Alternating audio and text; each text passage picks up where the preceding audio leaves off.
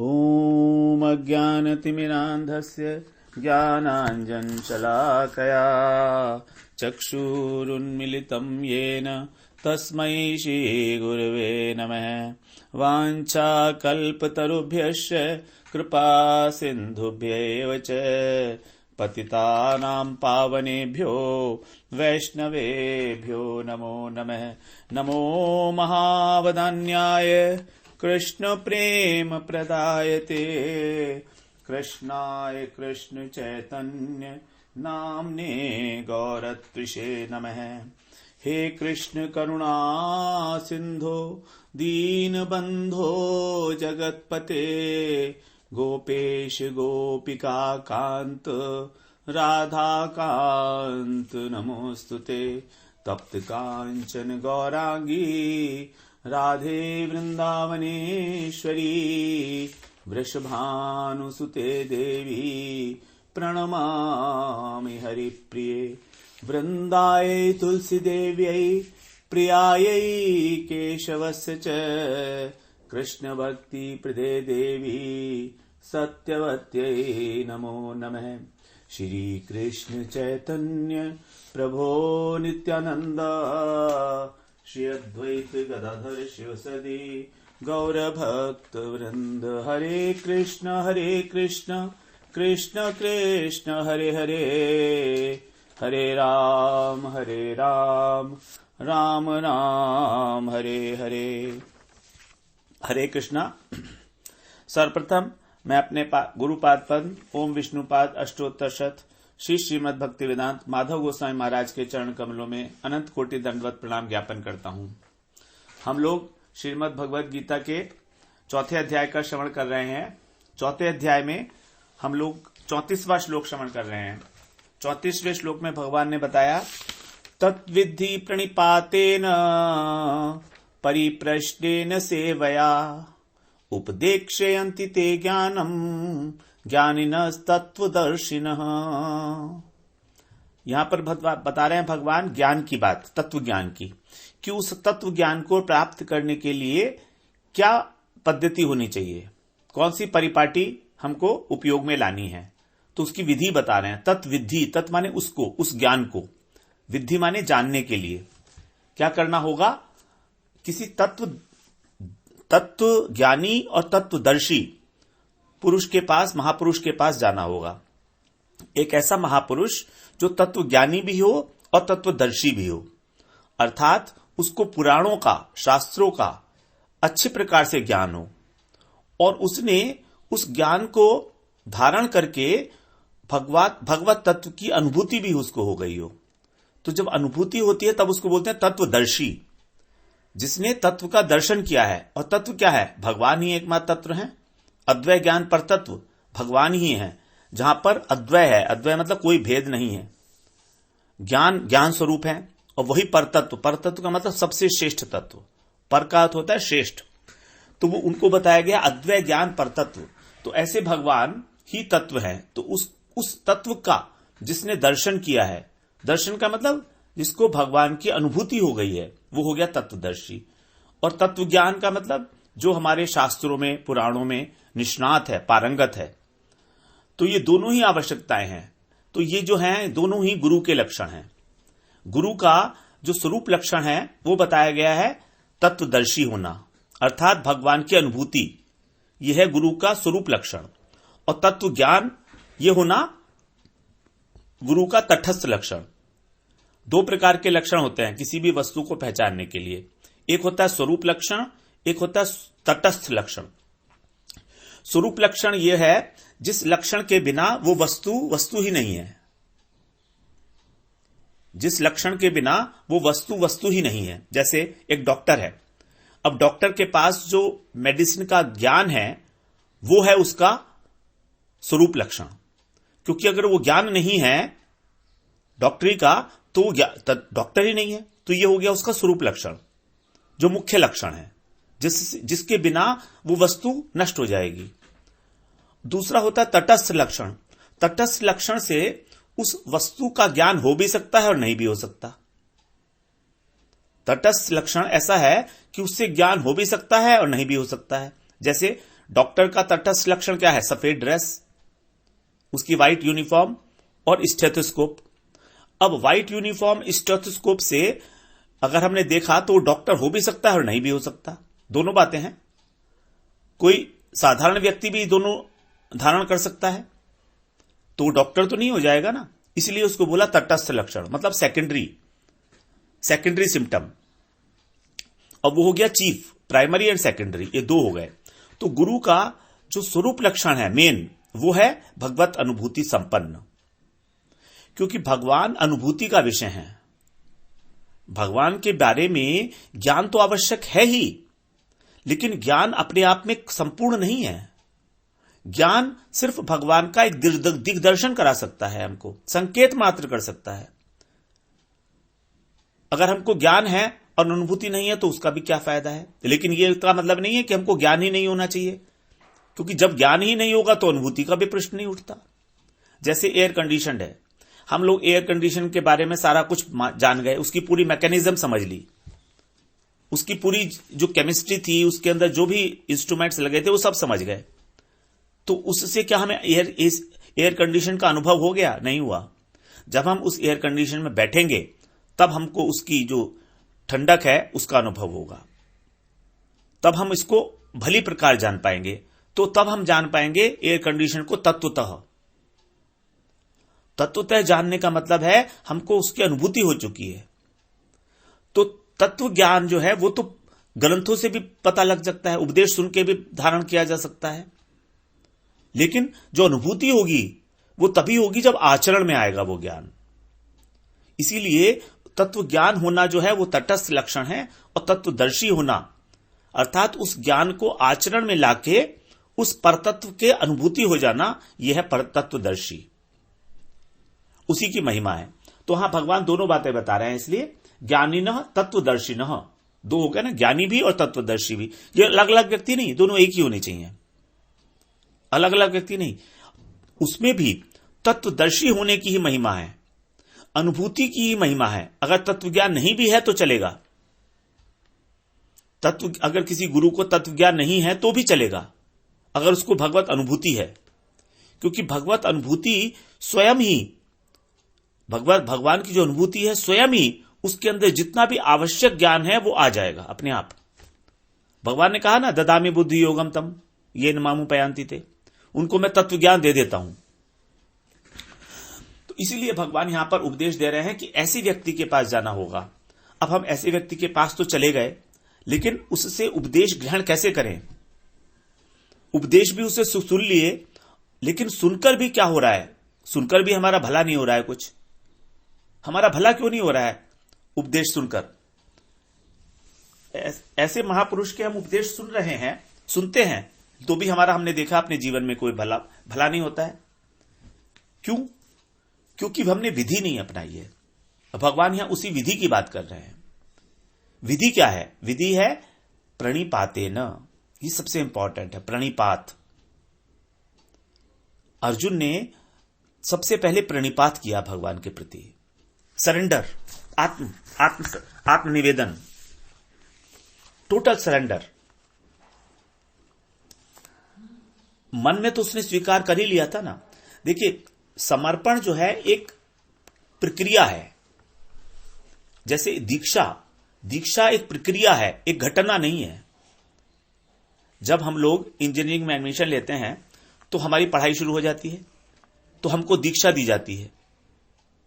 Admission हो गया मतलब दीक्षा ले रहे हैं हम। लेकिन दीक्षा खत्म कब होती है? जब दीक्षांत समारोह होता है। जब लास्ट में इंजीनियरिंग या डॉक्टरी कर ली जाती है तो उसके बाद एक समारोह होता है, उसमें बोलते हैं दीक्षांत समारोह, दीक्षा का अंत, कन्वोकेशन बोलते हैं जिसको इंग्लिश में। कन्वोकेशन होता है ना, कन्वोकेशन का मतलब दीक्षांत समारोह। उस दीक्षांत समारोह में उस इंजीनियर को डिग्री दी जाती है, तो वहां पर दीक्षा का अंत हुआ है। दीक्षा तो ले ली है, तो दीक्षा is a process by itself, है ना, विच कल्मिनेट्स इनटू दीक्षांत समारोह। तो अभी अगर हमने गुरु व पदाश्रय कर लिया है, तो गुरु से हमने दीक्षा ले ली है, तो हम सोचते हैं बस इतना काफी है। अभी तो शुरुआत हुई है। अगर दीक्षा नहीं ले तो शुरू भी नहीं किया आपने, हमारा एनरोलमेंट ही नहीं हुआ है अभी तक। दीक्षा लेने का मतलब है जस्ट एन एनरोलमेंट। तो अर्जुन ने यहां पर दूसरे अध्याय के 7वें श्लोक में एनरोलमेंट कराया था भगवान के पास अपना। वहां दीक्षा पूरी नहीं हुई थी, उनका आत्मसमर्पण पूरा नहीं हुआ था अर्जुन का। जब उन्होंने कहा कार्पण्य दोषोपहत स्वभाव पृच्छामि त्वां धर्म सम्मूढ़ चेता यच्छ्रेयस्यानिश्चितं ब्रूहि तन्मे शिष्यस्ते अहं शाधि मां त्वां प्रपन्नम। अर्जुन को इस बात का ज्ञान हो गया। पहले अध्याय में उन्होंने बहुत सारी युक्तियां दी कि मैं युद्ध क्यों नहीं करना चाहता, कि हमारा धर्म नष्ट हो जाएगा, धर्म स्त्रियां नष्ट हो जाएंगी, हमारे पितर लोग नरक में चले जाएंगे, फिर मेरे को राज्य और सुख की कोई कामना भी नहीं है, मुझे स्वर्ग मिल जाए तो भी मैं क्या करूंगा, जिनके लिए मैं ये युद्ध कर रहा हूं वो लोग मेरे सामने खड़े हुए हैं। बहुत सारी युक्तियां दी अर्जुन ने। और मैं भी यह भी नहीं जानता कि मैं जीतूंगा या मैं हारूंगा, और जिनको मार के मैं खुद भी जीना नहीं चाहूंगा वही लोग मेरे सामने खड़े हुए हैं, तो मैं क्यों युद्ध करूं। जब कुछ समझ में नहीं आया, भगवान कुछ नहीं बोले, तो अर्जुन समझ गए कि भगवान अपना उपदेश नहीं देंगे। तो भगवान अपना उपदेश नहीं देंगे, ये अर्जुन समझ गए थे, अपनी ओपिनियन नहीं देंगे जब तक शरणागति नहीं होगी। तो इसीलिए भगवान से यहां पर उन्होंने बोल दिया कि ये मेरा जो कायरता रूपी दोष है, ये समझ गए कि ये कायर हूं मैं। इस समय उनको समझ में आ गया कि मैं कायरता वाली बात कर रहा हूं, क्योंकि भगवान ने कहा था बीच में कि तुम कायरता वाली बातें क्यों कर रहे हो, ये नपुंसकता को क्यों प्राप्त हो रहे हो। तब उन्होंने कहा हां मैं समझ गया कि मैं कायरता वाली दोष से उपहत हो गया हूं और मैं मोहित हूं, इसीलिए आप मुझे कल्याणकारी साधन बताइए, क्योंकि मैं आपका शिष्य हूं, मुझे शासन करिए, शाधि माम, मेरा शासन करिए। क्यों? क्योंकि मैं प्रपन्नम, आपका शरणागत हो चुका हूं। प्रपन्न का मतलब होता है पकड़ लेना, चरणों को मैंने आपके पकड़ लिया है, मैं शरणागत हो गया हूं आपका। तो यहां पर अर्जुन का जो आत्मसमर्पण है वो पूरा नहीं हुआ था। उन्होंने एक इंटेंशन व्यक्त कर दी थी, एनरोलमेंट हो गया था उनका शरणागति के इस कॉलेज में। अगर यहां शरणागति पूरी हो जाती तो फिर वो ऐसा नहीं बोलते भगवान से कि अब मैं युद्ध नहीं करूंगा, क्योंकि 9वें श्लोक में भगवान संजय बता रहे हैं भगवान धृतराष्ट्र को कि अर्जुन ने ये कह दिया है कि मैं युद्ध नहीं करूंगा, और कह के चुपचाप बैठ गए हैं। तो अगर शरणागति होती तो ऐसा कैसे कह देते अर्जुन उनसे। अर्जुन ने जो कहा वो यहां पर गीता में नहीं लिखा है, लेकिन संजय ने जो सुना अर्जुन ने कहा वो धृतराष्ट्र को उन्होंने बताया कि अर्जुन ने कहा है मैं न योत्स्य इति गोविंदम, न योत्स्य, योत्स्य माने युद्ध, युद्ध में प्रवृत्त होना, न योत्स्य इति गोविंदम उक्त्वा तूष्णी बभूव, यह कह के चुपचाप बैठ गए। तो वहां पर अर्जुन की शरणागति पूरी नहीं हुई थी। शरणागति पूरी हुई है 18वें अध्याय में जाके, सर्वधर्मान परित्यज्य के बाद, तब वहां पर अर्जुन ने शरणागति स्वीकार की है, और उसको स्वीकार करते हुए कहा है कि मैं आपके शरण हूं और आपकी कृपा से मेरा मोह नष्ट हुआ है, मेरी स्मृति प्राप्त हो गई है, सब कुछ बताया भगवान से 73वें श्लोक में। तो इस प्रकार से हम देख रहे हैं कि प्रणिपात का मतलब है शरणागति। तो भगवान ने ये जो तत्व ज्ञान है इसको बड़ा दुर्लभ बताया है, बड़ा दुर्लभ है तत्व ज्ञान। तत्व ज्ञान को पहले तो श्रवण करना, उस पर मनन करना और फिर उसका आचरण करना, यह बड़ा दुर्गम है, बड़ा दुर्लभ है, दुर्बोध है। हृदय की शुद्धता नहीं है तो ये हृदय में धारण ही नहीं कर पाएंगे हम। इसको कैसे जाने? इसको जाना जाएगा कृपा से। जब महापुरुष की कृपा होगी तभी इसको जाना जाएगा। इसीलिए भगवान ने जिस महापुरुष से इसको ज्ञान को प्राप्त करने के लिए बताया है उसको बताया तत्वदर्शी, क्योंकि जो तत्वदर्शी पुरुष है जिसको भगवान की अनुभूति है वही, केवल वही अपने शिष्य के ऊपर कृपा कर सकता है। तत्वज्ञानी कृपा नहीं कर सकता। इस तत्व ज्ञान का जो संचार हमारे हृदय में होगा वो तभी होगा जब हमारे को गुरु की कृपा होगी। अगर गुरु की कृपा नहीं है तो ये मान लीजिए, हम लोग मान लें कि हमारे कोई तत्व ज्ञान जो हम आगे अभी अर्जित करने वाले हैं भगवत गीता का, इसको हम श्रवण भी करेंगे तो भी धारण नहीं कर पाएंगे। ये एक अनिवार्यता है, भगवत मार्ग में एक अनिवार्यता है जिसको हम लोग इग्नोर करते हैं, डरते हैं। इस डर को हटाइए। गुरु का पदाश्रय आवश्यक है, बिना उसके नहीं होगी कृपा, ज्ञान नहीं धारण कर सकते। हम लोग सुनेंगे, अच्छा लगेगा, लेकिन कुछ होगा नहीं। हां, सुकृति जरूर बनेगी थोड़ी सी, आगे किसी जन्म में गुरु पदाश्रय होगा, सुनने से कुछ ना कुछ तो होगा। ऐसा कुछ नहीं हो सकता कि सुना भगवान की कथा सुनी जाए, हरि कथा सुनी जाए, उसका कोई प्रभाव ना हो, इफेक्ट ना मिले, लेकिन बहुत स्लो होगा। तो उस स्लो प्रोसेस को एक्सपीडाइट करना है हमको। We don't have time. कहां है? मृत्यु कभी भी आ सकती है, और हम कैसे, हमारी तैयारी होनी चाहिए मृत्यु के लिए। देखिए, हम लोग क्यों ना तैयार हो जाएं उस चीज के लिए। आज हो सकते हैं हम तैयार। एक छोटा सा, कहीं हमको 5-6 दिन बाद जाना होता है कहीं आउट ऑफ स्टेशन, तो पहले से ही तैयारी कर लेते हैं अपने अटैची के अंदर। प्रेस किए हुए कपड़े रखते हैं, साफ सुथरे।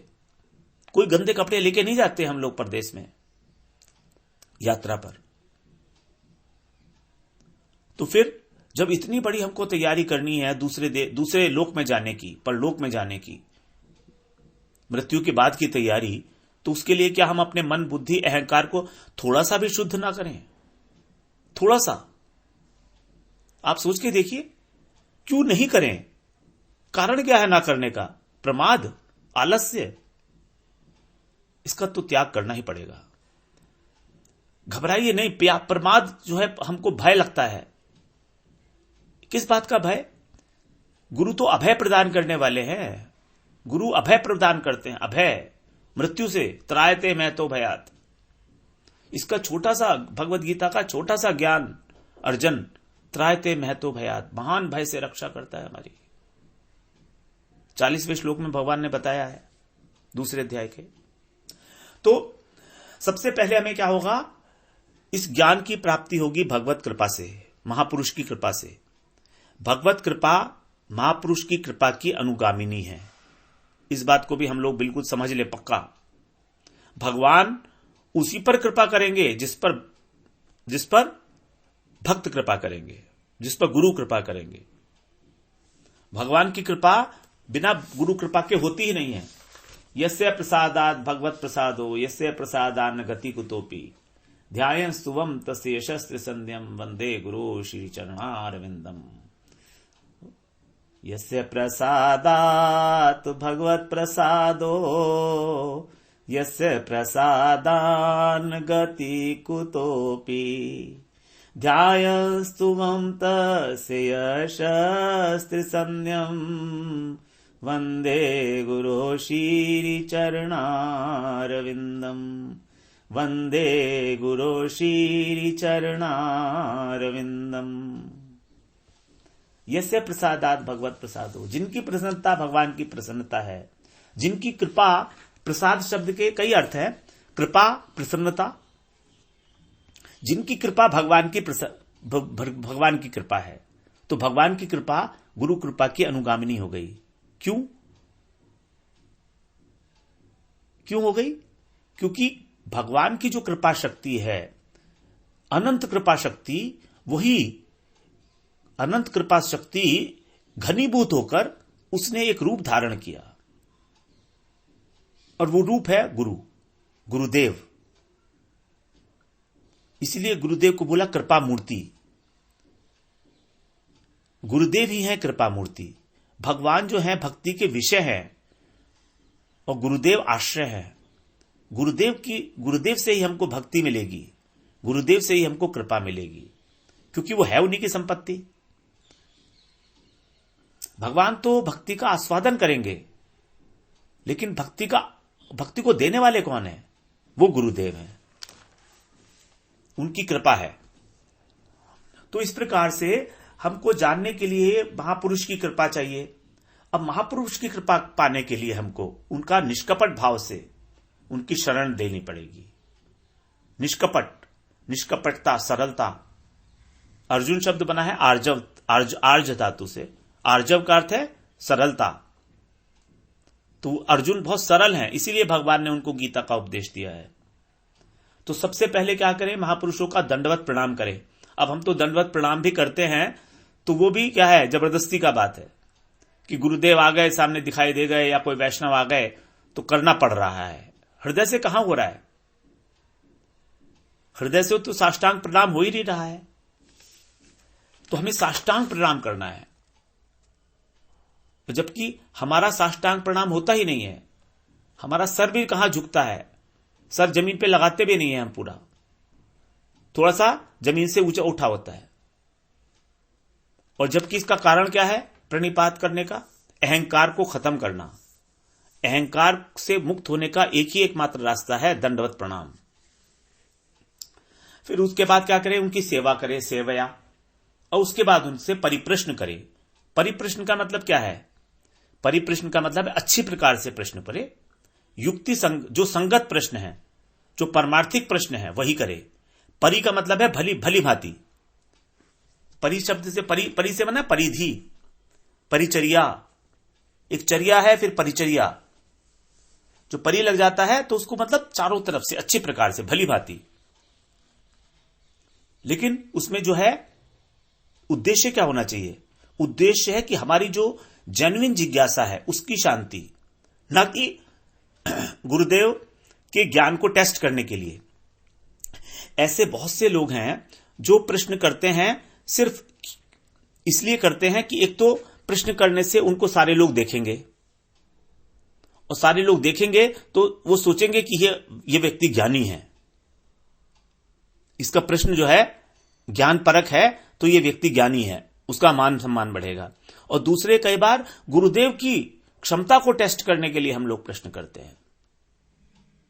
यही कपटता है। ये इससे कुछ होने वाला नहीं है, इससे पता नहीं होगा हमारा। तो परिप्रश्न करे, और प्रश्न करके उसका जो अनुभूति संपन्न उत्तर है वो गुरुदेव कब दोगे? जब आपको हमको शिष्य को अपना मानेंगे। शिष्य को अपना तभी मानेंगे जब शिष्य ने उनके हृदय को स्पर्श किया है, उनका हृदय द्रवीभूत हुआ है शिष्य के प्रति। शिष्य के प्रति गुरुदेव का द्रवीभूत कब होगा हृदय? जब वो उनकी सेवा करेगा, निष्कपट भाव से, सरल हृदय से, अपना मान के, सब कुछ अर्पण करके। सर्वलब्धार्पणेन च, जो कुछ भी है मेरा वो आपका है गुरुदेव। तो जब प्रसन्न करके उनकी सेवा करेगा तो उसको वो ऐसे सूत्र बताएंगे, कुछ इस तरह का बात बता देंगे जो कहीं पर लिखी नहीं होगी किसी शास्त्र में, और वो उसकी अनुभूति के अंदर उतर जाएगी, उसको उस ज्ञान की अनुभूति होने लगेगी।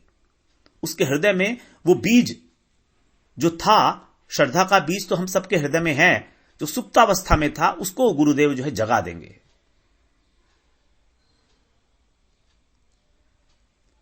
भक्ति लता जो है उसका बीज है श्रद्धा, उस बीज को ही गुरुदेव जो है जगा देते हैं, उसका रोपण करते हैं। उसका बाहर से नहीं करते हैं, वो है अंदर, उसको अनकवर कर देते हैं। तो यहां पर भगवान इन तीनों शब्दों के द्वारा, तीन शब्द कौन कौन से हैं? प्रणिपातेन, परिप्रश्नेन और सेवया। इसमें देखिए तृतीया विभक्ति है तीनों में। प्रणिपातेन, पातेन का मतलब तृतीया विभक्ति, प्रणिपात के द्वारा, परिप्रश्नेन प्रश्नों के द्वारा, सेवया सेवा करके। ये तीनों साधन है। तृतीया विभक्ति होती है करण, कर्ता ने कर्म को करण से, करण के द्वारा। तो ये द्वारा मतलब तीन इसके साधन है ज्ञान को प्राप्त करने के लिए, और कोई साधन नहीं है, तीन करण हैं, प्रणिपातेन, परिप्रश्नेन और सेवया। यही है साधन, यही है करण। और साथ में ही उस ज्ञान को प्राप्त करने की प्रेरणा भी दे रहे हैं भगवान कि तुम उसको प्राप्त करो, अर्थात मुझसे वो ज्ञान प्राप्त करो। भगवान अब आगे ज्ञान की बातें बताने वाले हैं ना, अर्जुन को। तो यहां पर उन्हें सावधान कर रहे हैं कि तुम पूरी श्रद्धा पूर्वक, और तुमको कोई प्रश्न पूछना है तो वो भी पूछ लेना, परिप्रश्नेन, लेकिन अपने मन के अंदर पूरा का पूरा आत्मसमर्पण भाव रखो मेरे प्रति, प्रणिपातेन, तभी तुम उसको धारण कर पाओगे। अब प्रणिपातेन का मतलब हुआ साष्टांग प्रणाम प्रीतिपूर्वक। अहंकार को जब हम त्याग करके और प्रणाम करते हैं, नमन करते हैं, तभी उसको प्रणाम कहते हैं। नमन, नम का मत होता न म नहीं हूं, उसको बोलता नमन। अपने अभिमान को छोड़ के, मन को छोड़ के। देखिए, मान का उल्टा होता है नाम। मान शब्द बना है म प्लस अ प्लस नौ। मान का हम संधि विच्छेद करें तो आएगा म प्लस अ प्लस नौ, मान। अब इसका उल्टा कर दीजिए, तो इसका उल्टा कर देंगे तो क्या होगा? नौ प्लस अ प्लस मौ, नौ प्लस अ प्लस मौ, तो नाम। नौ और अ हो गया ना, और मौ, नाम। तो मान का उल्टा होता है नाम। तो मान को छोड़ने से ही नाम बनता है। भगवान का जो नाम है वो हम तभी ग्रहण कर सकते हैं जब अपने मान को छोड़ दें।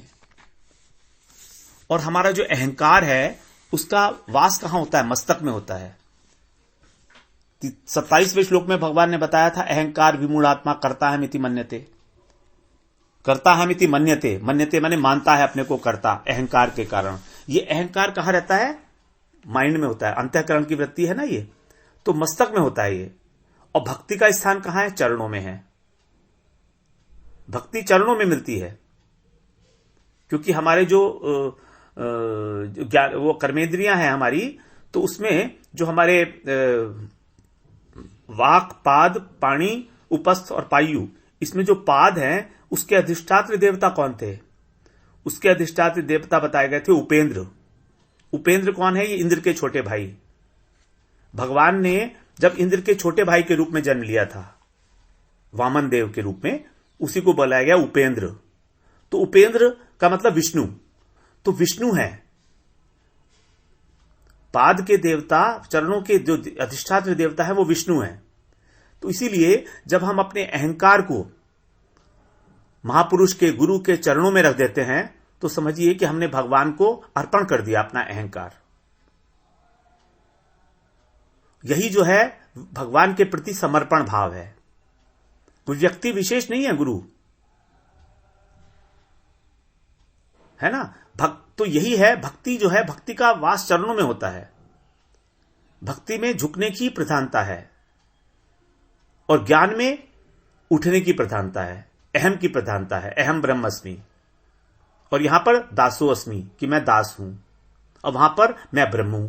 कितना अंतर है, विपरीत है दोनों। ज्ञान और भक्ति विपरीत हैं, इसलिए इनका कभी संगम नहीं होता है। यहां तत्व ज्ञान की बात नहीं कर रहे, वो जो निर्विशेष ब्रह्म ज्ञान है उसकी बात कर रहे हैं। तो जब ये मस्तक चरणों में झुकता है, यही है अहम का भक्ति के चरणों में समर्पण। और अहंकार को रखकर कभी भी, कहीं भी, कोई भी ज्ञान को न प्राप्त कर सका है, न संभव है।